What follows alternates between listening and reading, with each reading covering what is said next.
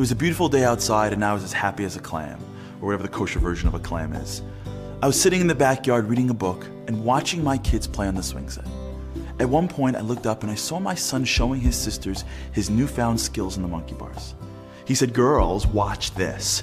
He jumped on the monkey bars and glided across to the other side. As he came down, one of my daughters said, "I can do that too." And I'm thinking, you go girl. She climbed up on the bar, she swung her body, and one by one got across. Now my other daughter, feeling some sibling pressure, said, "I can do that too." She climbs on the bars, jumps on the first one, and after a second screams, "Daddy, Daddy!" Remember those monkey bars? Yeah, that's the moment of truth. When you jump and your arms are burning and it's a long way down. I ran over. As I helped her down, I saw her tears started coming. She cried, "I can't do it, Daddy, I can't." And I said, "Yes, you can." She goes, "No, I can't get across." Now, I don't handle tears well, especially for my girls. An idea popped into my head. I said, "This is what we're gonna do. We're going back to those bars and Daddy's gonna put his back down. You can put your knees on my back and then you'll get across." And that's what we did. She put her knees on my back and got across the bars. Then I bent down lower and lower until she managed to do it by herself. I sat back down in my chair and realized something. Life is like those monkey bars. Deep down, we know there's something that we should do or say, start or leave. There's something we want to accomplish, but it's just outside our grasp.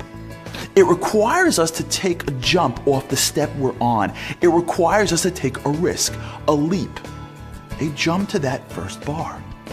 And many times we don't. Why? It's because we think we're alone. And when you're alone, taking a risk may leave you hanging on that monkey bar, and if you fall, it's a long way down. A pinnacle moment in world history is when God revealed himself on Mount Sinai. The first words he uttered is, "I am Hashem, your God, that took you out of Egypt." He introduces himself as the God who took them out of Egypt. What? He was the God that created the world. He didn't just take them out of Egypt. He created Egypt and the Egyptians and everything else for that matter. Why would he limit himself to just taking them out of Egypt? You see, he wasn't limiting himself. It's because he wanted to show the full extent of who he was.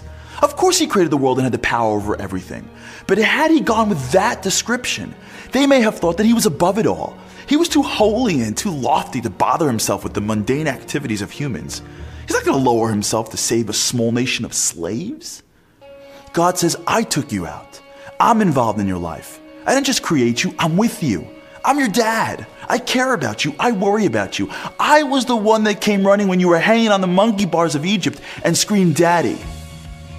You see, we don't jump on those bars because we think we're alone.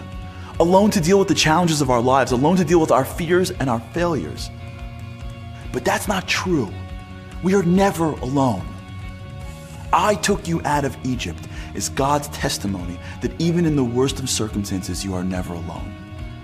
What we don't realize is that our Father is underneath us saying, "Ride my back, trust in me, rely on me, tap into the godliness inside you with me.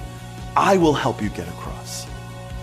And when we realize that, we take on challenges of our lives with a renewed vigor. We embrace new opportunities with courage, knowing that in our hearts, our dad is right underneath us, carrying us through the entire way.